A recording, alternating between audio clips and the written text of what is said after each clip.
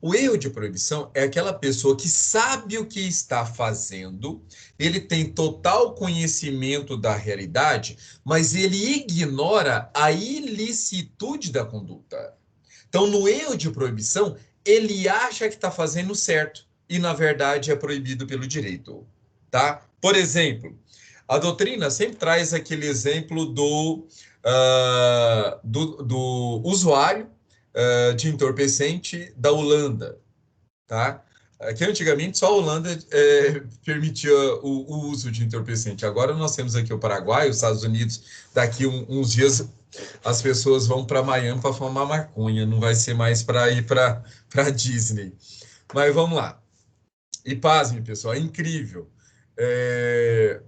Ainda não é autorizado, ou é? Não, eu acho que já é. Eu acho que deve ter mais ou menos acho que uns 2, 3 anos. A gente estava em passeio em Orlando, e aí nós entramos. Na verdade, foi até a minha filha. Ela pegou e entrou numa loja para ver eletrônicos, e lá nessa loja eles ofereceram se ela queria a maconha recreativa. Na época, salvo engano, acho que na época que isso aconteceu ainda não era permitido.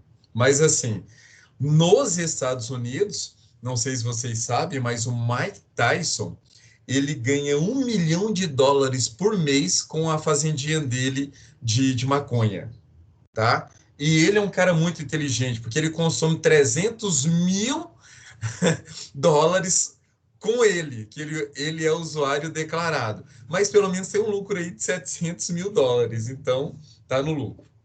Vamos lá. Pessoal, veja, erro de previsão. O exemplo que a doutrina traz é exatamente esse caso do holandês que vinha para o Brasil achando que aqui era, suponhamos agora, Paraguai, e que ele poderia trazer a sua droga para consumir aqui no Rio de Janeiro e etc. E ele é preso pela Polícia Federal, tá? Esse é um exemplo que a doutrina gosta de trazer de erro de proibição, em que a pessoa, no direito brasileiro, é proibido alegar o desconhecimento da lei. Mas a depender da circunstância, você pode alegar esse erro de proibição, esse desconhecimento da ilicitude da conduta. Tá? Então, esse é um exemplo que a doutrina tratava. Eu gosto de um exemplo muito mais prático para nós. Pessoal, alguém aqui, não sei se a origem de vocês, se vocês gostam da área rural, se vocês já viram como fabrica o açúcar. Como fabrica o açúcar. Pessoal, é bem interessante ali o processo, desde a colheita ali da cana-de-açúcar até o produto final, que é o açúcar. Detalhe, existe uma lei federal que proíbe nós, pessoas comum do povo, a fabricar açúcar. Nós não podemos. Se fizermos, é crime, com pena de detenção. Então, veja, acredito eu acho que tem alguém aqui que sabia que produzir açúcar é crime. Vocês não sabiam. Então, olha o tanto que é interessante o erro de proibição. Vocês poderiam estar fazendo uma conduta, vocês teriam total conhecimento da realidade, você estaria plantando a cana-de-açúcar, estaria colhendo, estaria fazendo todo o processo para a produção de açúcar. Para a produção de açúcar. Então, assim, e você não sabe que a sua conduta é criminosa. É isso que nós chamamos de erro de proibição. É quando a pessoa não sabe que aquilo que ele está cometendo é uma conduta ilícita. Tá? E aí, pessoal, no meio de tudo isso, nós temos os delitos putativos por erro de tipo, delitos putativos por erro de proibição. Ou seja, é quando a pessoa imagina que está praticando e, na verdade, ele não está. Tá? Então, também é muito cobrado em prova de concurso, principalmente aí o delito putativo por erro de proibição. Veja, o que é delito putativo? Delito putativo é aquele delito imaginado, tá? É aquele delito imaginado, aquele delito que foi criado na mente do sujeito. Pessoal, imagine, existe algumas situações em que é muito cobrado isso no tribunal do júri. Imagine vocês a seguinte situação: a pessoa tem um desafeto, e esse desafeto jurou a pessoa de morte. E, num determinado dia, eles se encontram, tá? Suponhamos que na rua. Aí a pessoa, na hora que vê o seu desafeto, o desafeto leva a mão para trás, como se fosse pegar uma arma.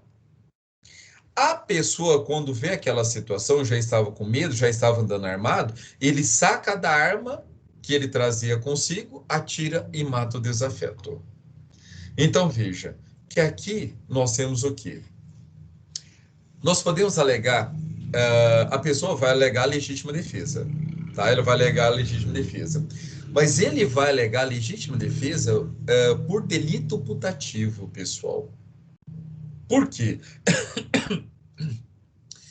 Ele existe a legítima defesa real e existe a legítima defesa putativa. Então, a legítima defesa real é aquela em que ele está em situação de perigo atual ou iminente. Agora, esse perigo, nesse exemplo que eu passei a vocês, só é imaginado na mente do acusado. Tá? Por quê? É o que geralmente cai nas provas de concurso. A pessoa, na verdade, ia tirar uma rosa que ele ia apresentar para o seu desafeto pedindo desculpas. E, na verdade, o outro pensou que era uma arma e acabou tirando a vida dele. Tá? Então, isso, num tribunal do júri, o que se alega? Legítima defesa putativa. Legítima defesa putativa. Tá? Pois bem, e o delito putativo no caso de erro de proibição? Pessoal, aqui já é o inverso. No delito putativo aí por erro de proibição, uma discriminante putativa por erro de proibição, quando a gente imagina no delito putativo por erro de proibição, ele imagina que está praticando o crime e, na verdade, não é crime. Tá? Imagine aí uma situação. A pessoa, acontece isso muito no Nordeste, a pessoa que tem relações sexuais com a filha, a pessoa que tem relações sexuais com a irmã, e acha que isso é crime.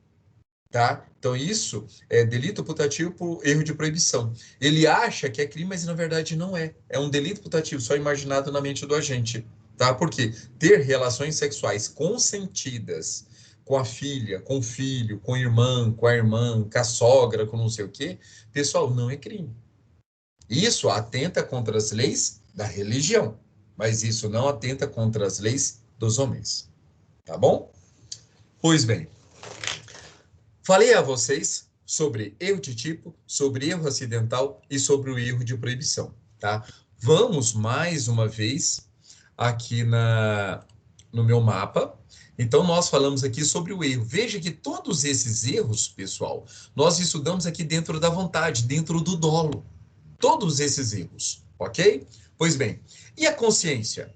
Não há crime se a pessoa comete a conduta em estado de sonambulismo, hipnose e momentos reflexos, tá? Então, veja, para que eu considere uma conduta humana como criminosa, é necessário que haja vontade e é necessário que haja consciência. Pessoal, quando que eu perco aqui a consciência? No caso de sonambulismo. No caso de sonambulismo.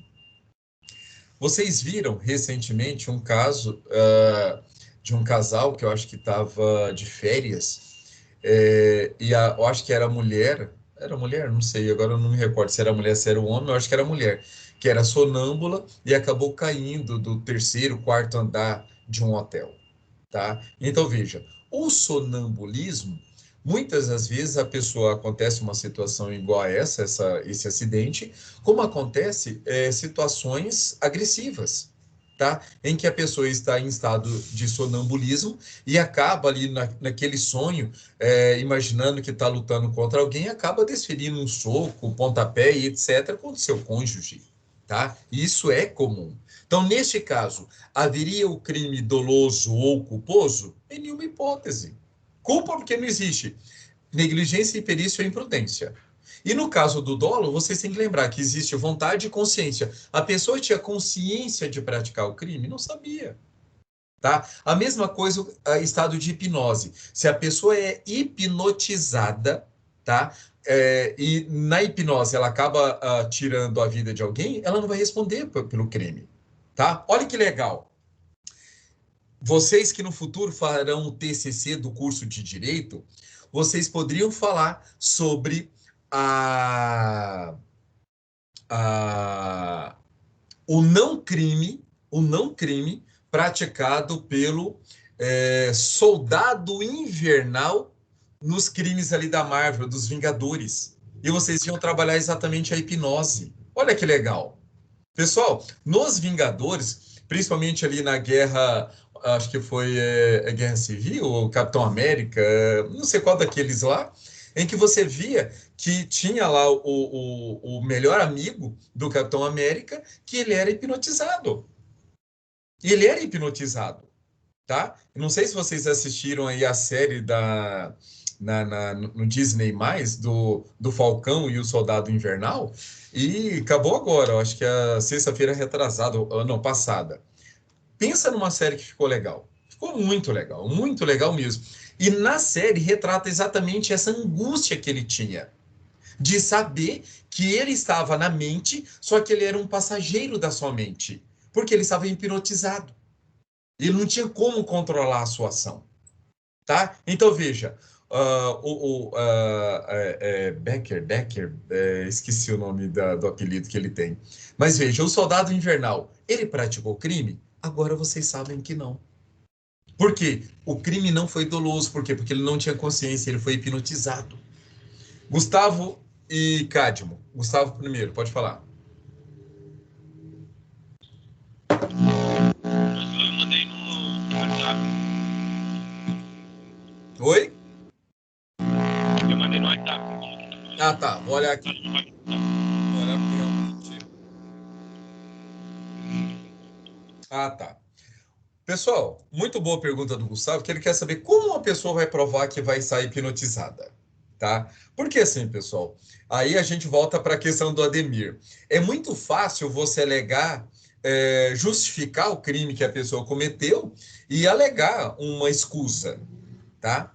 Alegar uma causa que vai excluir ou a ilicitude ou a culpabilidade. Gustavo, tudo demanda prova em direito. Então, se a pessoa foi hipnotizada, ele tem que falar se ele sabe que ele foi hipnotizado, ele tem que trazer provas nesse sentido. Nesse filme da Marvel, é bem tranquilo que a gente vê, em vários momentos, pessoas diferentes hipnotizando o soldado, tá? Tanto é que tinha palavras que iam fazendo, eram palavras gatilho, que iam somando, somando, somando, até o final, na hora que falava lá o vagão lá, em alemão, aí a pessoa entrava em transe. Aí ele não conseguiria mais. Ele teria que obedecer à ordem que fosse dada. Então, veja, tudo demanda prova.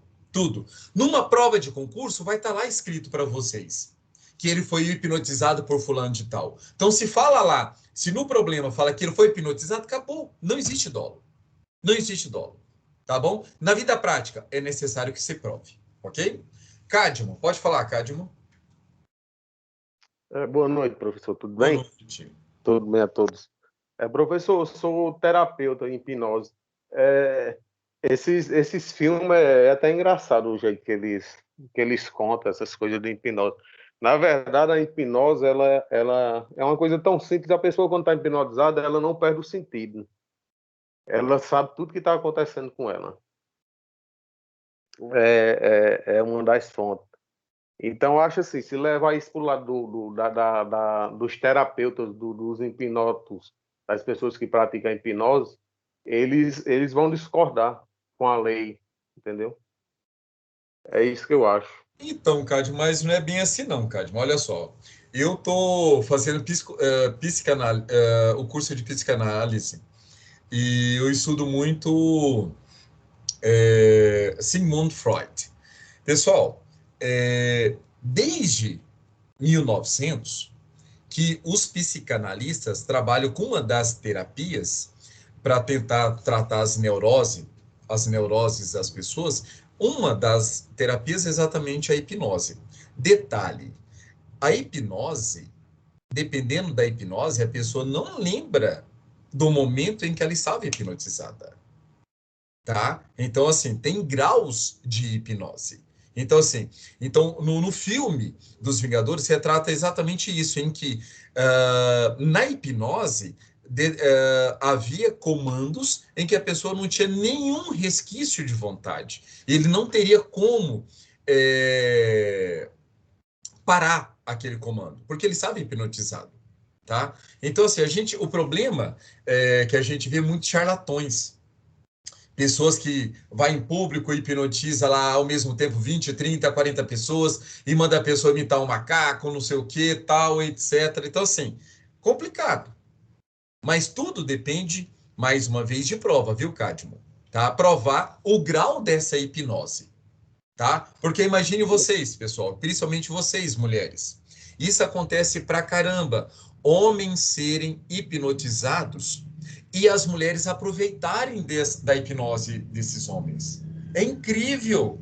Isso acontece demais, tá? Então, assim, se você pegar o seu marido ou se você pegar a sua mulher numa situação complicada, antes de você perguntar qualquer coisa, você tem que ver se não está hipnotizado ou hipnotizada, tá? Porque aí a pessoa não sabe o que está fazendo, tá? Então, olhe bem, não lembre que tem várias situações. Cádio, pode falar novamente. Professor, eu também sou formado em hipnose pela Faculdade Brasileira de hipnose, não, em psicanálise, pela Faculdade Brasileira de Psicanalistas. Que E ótimo. eu aprendi lá que a psicanálise é tipo um sonho. Você tem um sonho e a pessoa vai desvendar seu sonho em cima do seu problema. Isso. Entendeu? Uhum. E Freud chegou um tempo na vida dele, que o senhor já estudou isso também, que ele abandonou a hipnose para trabalhar essa outra tese. É, é o sistema invertido de você deixar a pessoa conversar. Só que Freud, a gente sabe que Freud, ele não sabia hipnotizar, né? Ele era um mau hipnotizador. Então, assim, são escolas de tratamentos de neuroses, mas a questão para nós em direito penal, pessoal, que vocês precisam se ater é o grau da hipnose. Porque se a pessoa, no momento em que ela foi hipnotizada, ela não sabia o que estava fazendo, ela não responde. Tá? Ela não responde. Tá bom? Pois bem, voltando ao nosso material. Então, já falamos também aqui sobre o dolo. Pessoal, sobre a culpa, tá? Então, sobre a culpa, nós temos aí a negligência, a imperícia e a imprudência. O que é negligência? É o não fazer. A pessoa deveria ter feito algo e não fez. Imagine vocês, nós que temos veículos automotores, nós não somos obrigados a fazer a manutenção desse veículo? Somos. Imagine, o carro já está com as pastilhas gastas de freio.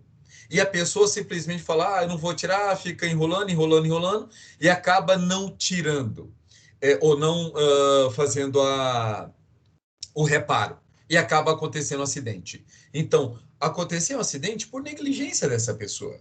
Então, ele foi negligente, deveria ter feito o reparo no freio e não fez. Então, nesse caso, ele vai responder a título de culpa? Sim, se houver previsão legal. Então, lembre, tem homicídio culposo? Tem. Tem lesão corporal culposa? Tem. Mas existem alguns crimes, pessoal, que não admitem a modalidade culposa. Exemplo, existe furto culposo? Não existe.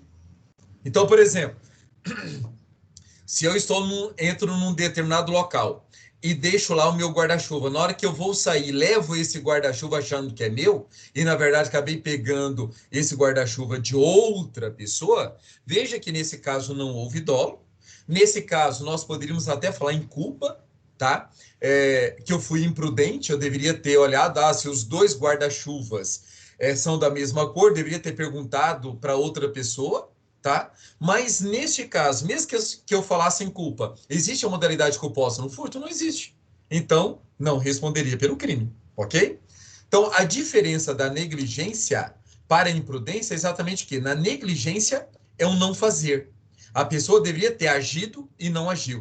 Na imprudência, ele age em desconformidade com o direito, tá? Por exemplo, imprudente. Se eu estou dirigindo o meu veículo automotor e o limite de velocidade é 60, eu estou a 80 ou a 100 e acontece um acidente, eu serei imprudente. Agora, se eu sou dono de uma van e eu faço transporte escolar e eu estou acima da velocidade, aí eu serei imperito, imperícia, que é sobre arte, ofício ou profissão, tá? Então, veja, se eu sou um motorista descuidado, negligente. Se eu sou um motorista com excesso de velocidade, imprudente. Se eu sou um motorista profissional, imperito. Olha que legal. Mesmo exemplo. Isso cai muito em prova para confundi-los, tá? O mesmo caso do motorista. Então pode ser culpa na modalidade negligência, pode ser na modalidade imprudência, como pode ser na modalidade imperícia, tá? Então lembre-se disso, tome cuidado com isso. Pessoal, a conduta, falamos sobre os elementos psíquicos. Agora, quais são os meios de exteriorização dessa conduta? Aqui nós temos a conduta, ela pode ser comissiva ou ela pode ser omissiva. Comissiva ou omissiva. O que é uma comissão? É um fazer, é um facere do direito italiano. É uma ação, tá? Então, veja, diferentemente, eu tenho os crimes omissivos. Pessoal, regra geral, os crimes, a maioria são crimes comissivos, tá? Agora, os crimes omissivos, aqui eu tenho que fazer uma distinção. Eu tenho o omissivo próprio e o omissivo impróprio. E para isso, eu vou levar vocês no Código Penal. Só um momento. Código Penal na tela. Como eu vou saber, pessoal, quando é um crime omissivo próprio? É quando ele começar com o verbo deixar. Olha que legal. Só um momento. Vamos lá, agora sim. Não. O primeiro deles, pessoal, é o crime do artigo 135. Omissão de socorro. Então, veja, o crime de omissão de socorro é um crime omissivo próprio, tá? Por quê? O próprio artigo já fala da inação. Então, veja, deixar de prestar assistência, quando possível fazê-lo sem risco pessoal à criança abandonada ou extraviada, ou à pessoa inválida ou ferida, ou desamparo ou em grave ou iminente perigo, ou não pedir, nesses casos, socorro à autoridade pública. Então, veja que aqui eu tenho um crime de omissão de socorro, porque ele já vem no verbo deixar.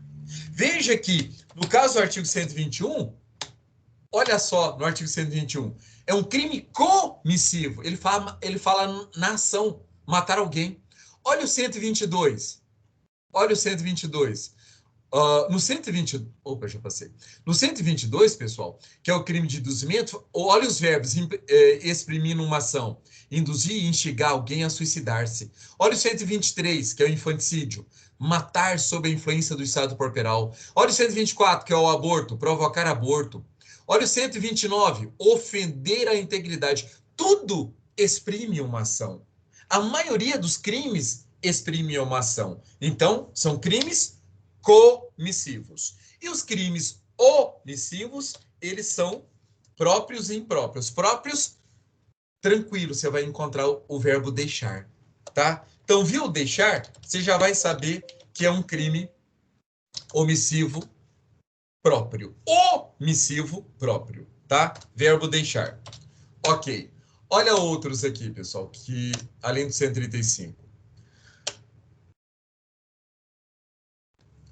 A extorsão. Ela tem várias possibilidades de acontecer a extorsão. Uma delas é, por exemplo, constranger mediante violência ou grave ameaça com o intuito de obter para si ou para outro devido à vantagem econômica, a fazer, tolerar ou que se faça ou deixar de fazer alguma coisa. O crime de extorsão, pessoal, não é considerado omissivo.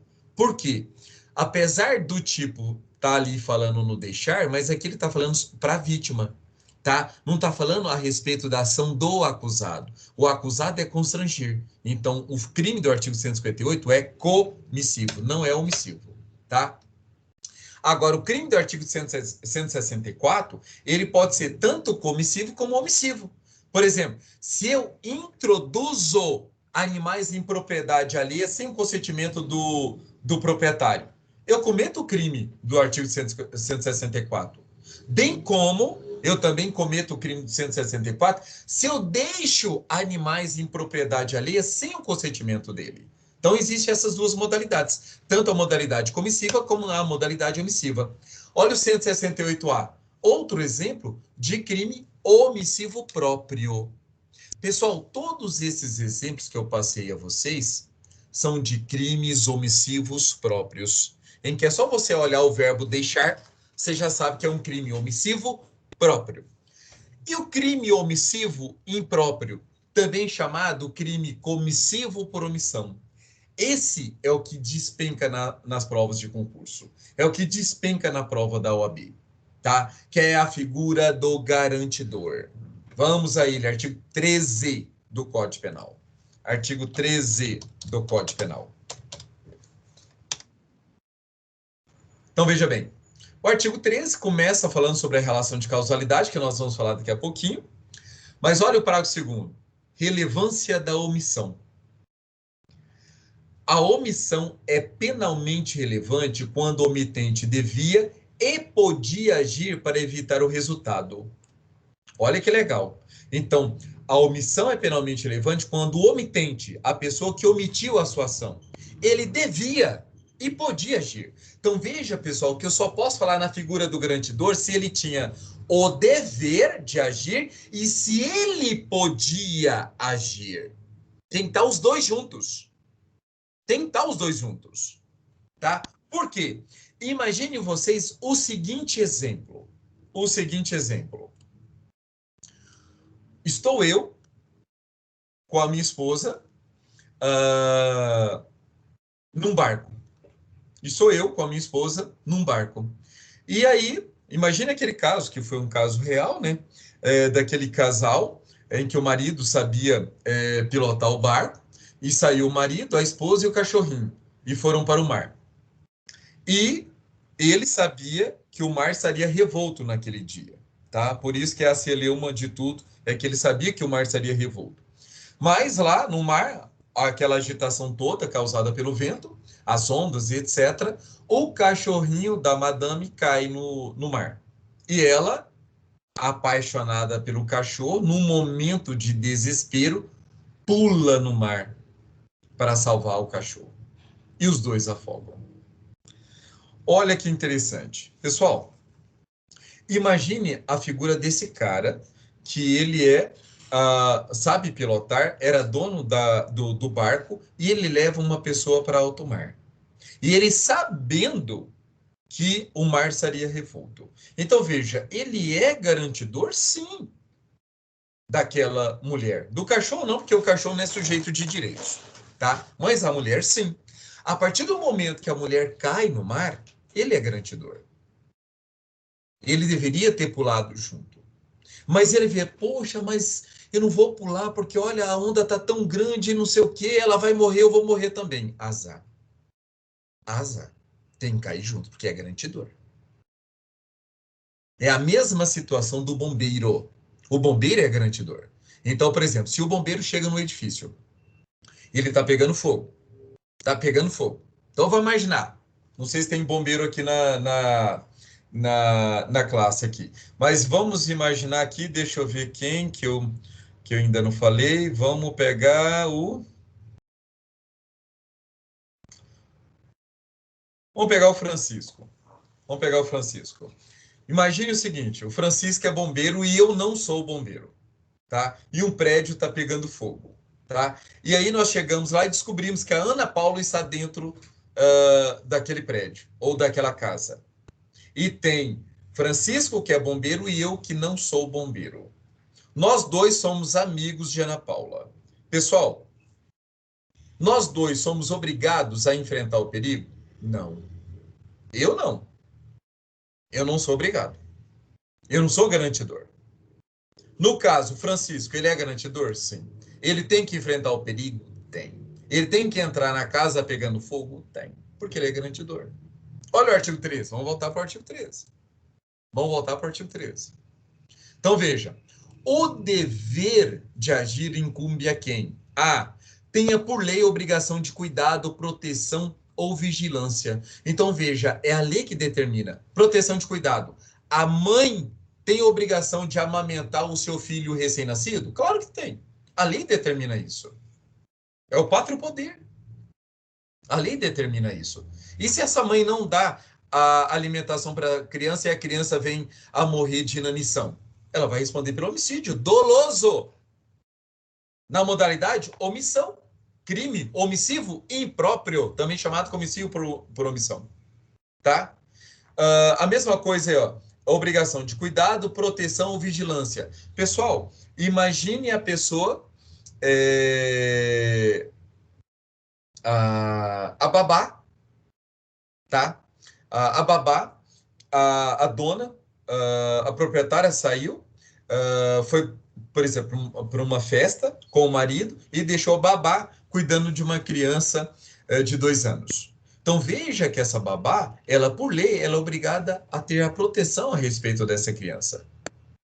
Tá? Então, se algo acontecer com essa criança, imagine que a criança está mexendo lá com fogo, próximo ao fogo, ou está indo perto da piscina. E a babá fala, não vai, porque senão você vai cair e vai se afogar. E a criança vai. Aí a criança vai cair na água, cair na piscina.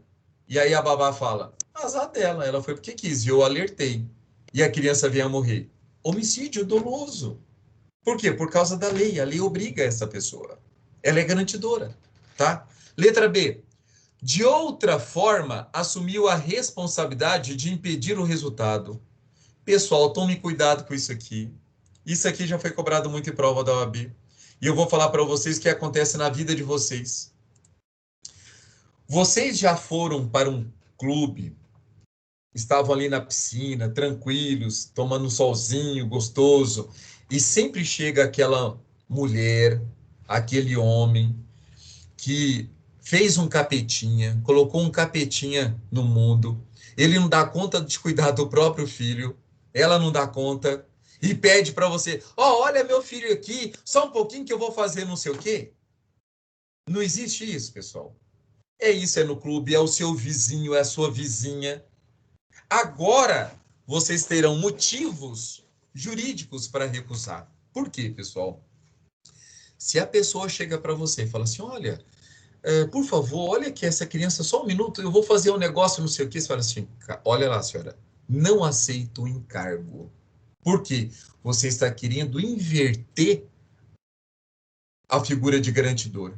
A senhora ou o senhor é garantidor para com seu filho, para com sua filha. Está no artigo 13, parágrafo 2º, a linha A do Código Penal. A partir do momento que eu assumi a responsabilidade de cuidar do pestinha, eu me encaixo na figura de garantidor da linha B do Código Penal. E se essa pestinha fizer qualquer coisa, se ele cair, quebrar a perna, se ele cair, bater a cabeça, se ele cair na piscina e afogar, eu serei responsabilizada como garantidora pelo resultado final, a título doloso ou culposo, a depender da modalidade. Tá? Então, veja, pessoal, que agora vocês têm como falar para a pessoa recusar e de acordo com o Código Penal. Citando o artigo 13, parágrafo 2º, as linhas A, B e C. Falei da A é a linha B, a linha C daqui a pouco. Vamos às dúvidas de vocês. Renata, pode falar.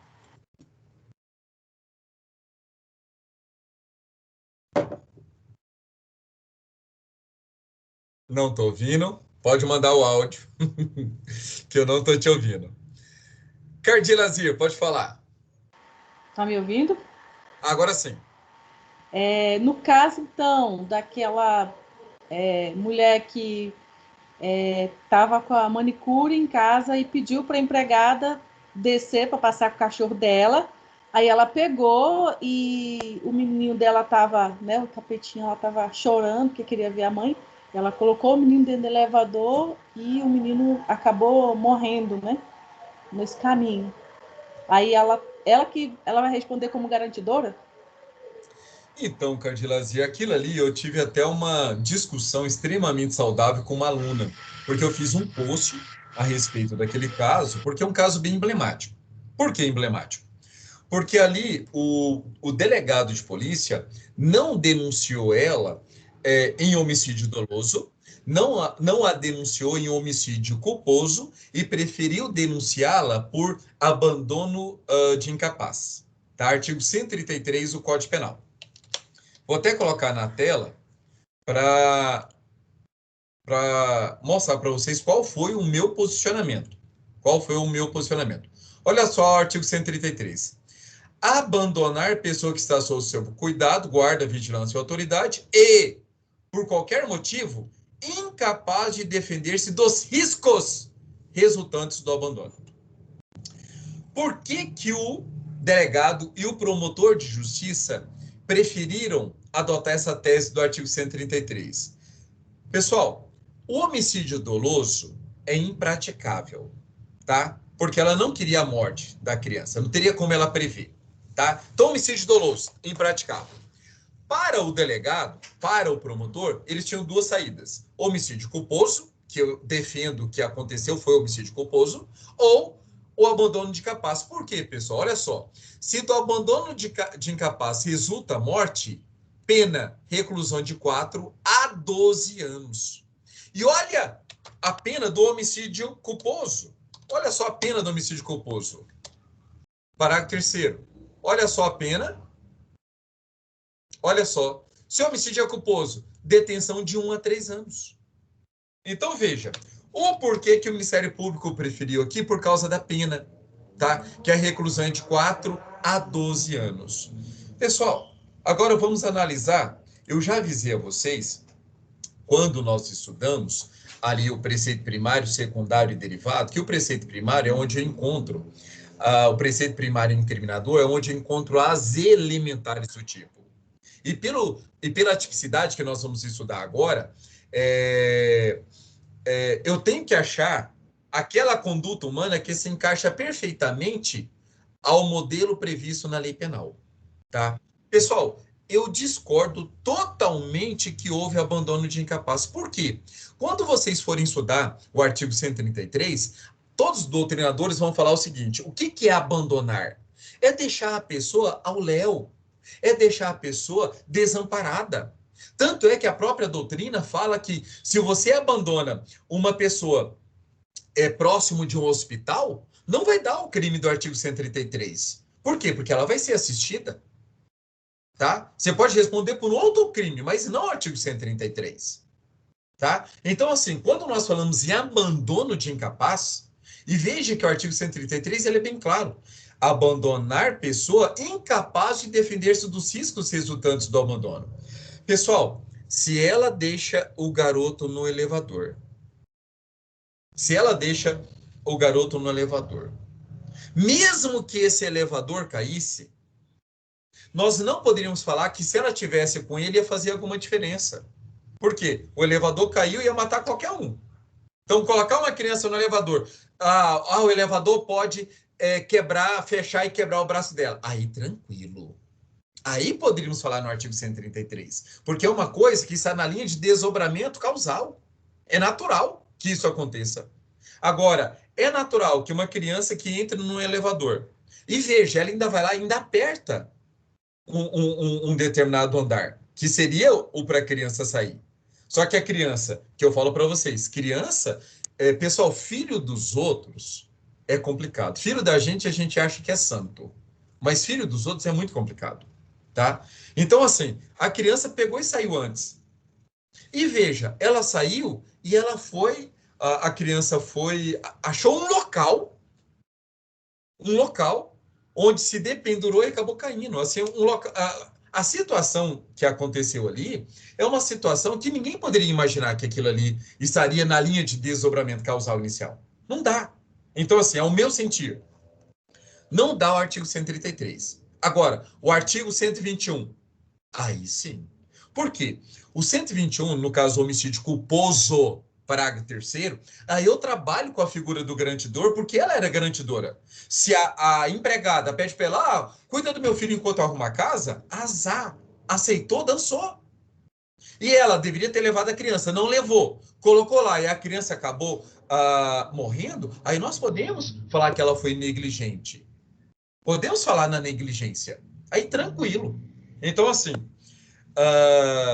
por enquanto, esse é um posicionamento meu, contrário do promotor, contrário do delegado e contrário do juiz, porque o juiz recebeu a denúncia.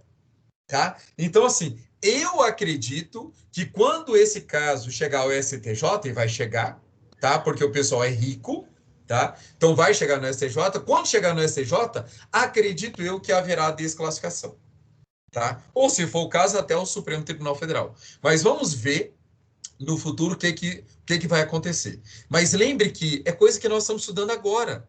Ó, lei penal incriminadora, entender os elementos, as elementares de cada um desses tipos. Tá bom? Fernando, pode falar. No caso do professor que está com os alunos na sala de aula, na escola, a professora é uma garantidora do professor, um garantidor? É um professor, ou professor, sim. Sem dúvida nenhuma que ele é garantidor. Sem sombra de dúvida que é garantidor. Tá? Aí só depende da idade das crianças, né? Por exemplo, no nosso caso, eu seria garantidor de vocês numa aula presencial? Não, porque nós todos somos maiores, somos capazes e etc. Agora, quando você dá aula para a educação infantil, tá? Então, imagine, caso das creches, casos de crimes que acontecem dentro de escolas de ensino de primeiro grau, etc. Os professores, diretores, são todos garantidores. Então, e lembre, garantidor não é sinônimo de crime doloso. A pessoa pode responder, sim, pelo crime culposo. Como eu falei desse exemplo da mulher lá do elevador. Pessoal, a Renata mandou a seguinte pergunta. Até que idade da criança os professores são garantidores? Boa pergunta. Pessoal, veja, nós adotamos uma interpretação sistemática no Código Penal. Nós adotamos uma interpretação sistemática. Em que sentido? O Código Penal, principalmente nos delitos sexuais, porque, veja, nós podemos nos dispor do nosso corpo do jeito que a gente bem aprouver, porque somos maiores, somos capazes. Mas o Código Penal fala o seguinte, olha, se a pessoa tem menos de 14 anos, ela não tem capacidade de consentir. Ela não tem capacidade de consentir, tá? Então, veja, abaixo de 14 anos, a pessoa não tem capacidade de consentir. Nesse caso, nós temos aí o garantidor inato, tá? Então, no caso dos professores, se a pessoa tem menos de 14 anos, a responsabilidade está ali tranquilo do professor, tá? Mas lembre, tem que ver que crime que vai ser cometido e se esse professor vai ser responsabilizado a título doloso ou culposo. Tá? Mas até os 14 anos é tranquilo. E vocês têm que lembrar também que no direito civil tem a criança. A criança é até 12 anos incompletos. E adolescente, 12 anos completos até 18 anos incompletos. Mas para o direito penal é 14 anos. Tá? Fazendo uma interpretação sistemática. Fernando, pode falar, Fernando. Já perguntei, já. Ah, tá. E Ademir? Professor, esse caso que está tendo agora na mídia, aquele médico Jaiminho, né? Que aparentemente ele que matou aquela criança, e a mãe da criança aparentemente foi omissa, né? Em relação ao que ele estava cometendo, porque tinha até uma empregada que já vinha avisando ela do que estava acontecendo. Exato. Como se enquadraria nesse caso? Ademir, olha o tanto que é interessante. O tanto que é fácil para a gente resolver esses problemas. Você vai enquadrar, imagine, vocês todos estão fazendo prova aí para delegado e para promotor de justiça, igual a prova que eu passei a vocês. E eu colocasse o caso ali do Jairinho ali, do vereador Jairinho. Como vocês fariam a denúncia, o indiciamento deles? Se eu colocar o seguinte, que vocês indiciariam ou denunciariam o vereador Jairinho, Jairo falando de tal, vocês iam colocar a qualificação completa dele, RG, CPF, endereço, etc. Mas vocês denunciariam ele no quê? No crime do artigo 121, olha só, artigo 121, detalhe, o 121, pessoal, ele tem o homicídio simples e tem o homicídio qualificado, tá? O homicídio qualificado, nós temos ali várias situações, recurso que dificultou a defesa do ofendido. Como que uma criança vai defender dos ataques de um adulto? Não tem jeito. Crueldade. É um homicídio qualificado. Pena de 12 a 30 anos. Na modalidade comissiva. Ele fez a ação, ok? E agora, e a mãe? Ela vai responder da mesma forma, pelo mesmo crime, na modalidade dolosa, modalidade consumada, mas ela não no sentido de um ato comissivo. O ato dela foi omissivo, omissão imprópria. Figura de garantidora, parágrafo 2º, a linha A, porque ela é mãe. Ela tem o dever de proteger a criança. Tá? Então, veja, você vai denunciar os dois pelo crime de homicídio. E assim, e não adianta nada ela vir com aquele chorinho dela lá agora, escrevendo uma carta que ele ameaçava ela, que não sei o quê. Por quê? A empregada já disse que que ele era espancado, ela já tinha avisado e ela nunca tomou atitude. E tanto é que no dia, me parece que a perícia já até provou que ele poderia ter sido socorrido com bem mais tempo e ele não foi socorrido. Então ela viu e não socorreu. Então ela vai responder pelo homicídio? Vai. O pessoal não vai ter nenhum tribunal do júri deste país que vai absolvê-la. Tá? Se ela tivesse um pouquinho de dignidade, era melhor ela confessar, falar que ela errou e pronto. Porque ela vai ser condenada. É o mesmo caso dos Jatobás. O pai do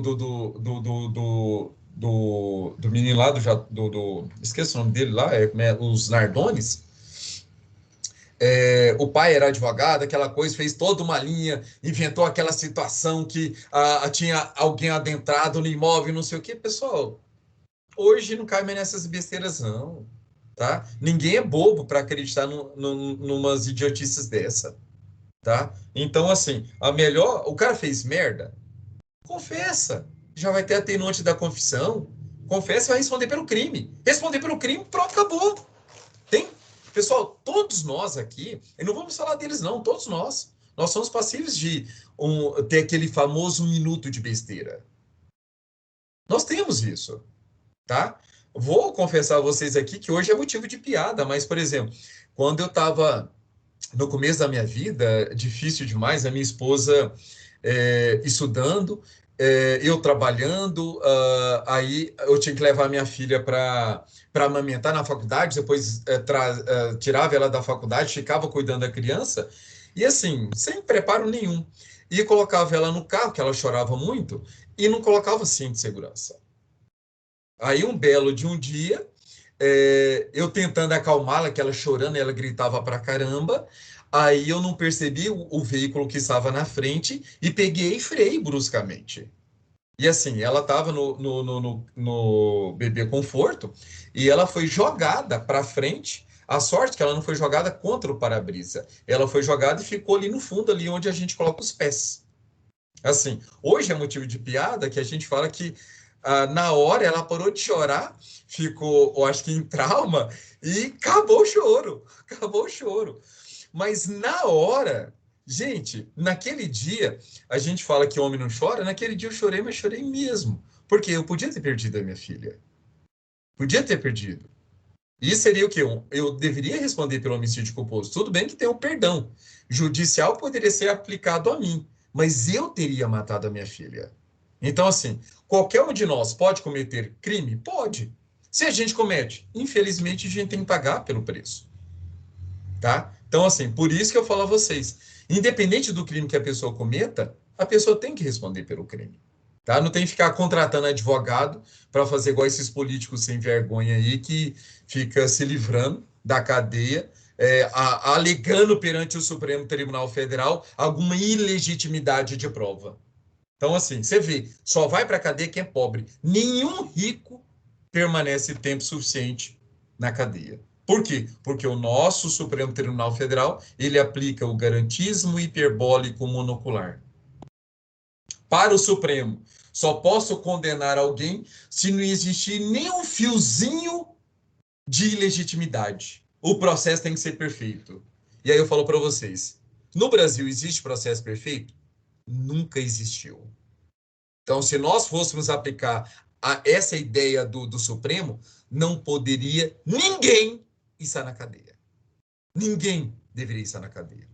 Mas como o Supremo só julga casos em que rico paga os melhores advogados, né? Então só eles que ficam livres. O pobre coitado está lá, ralando, pagando pelo que fez.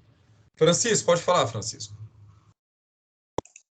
Professor, é sobre a pessoa cometer o crime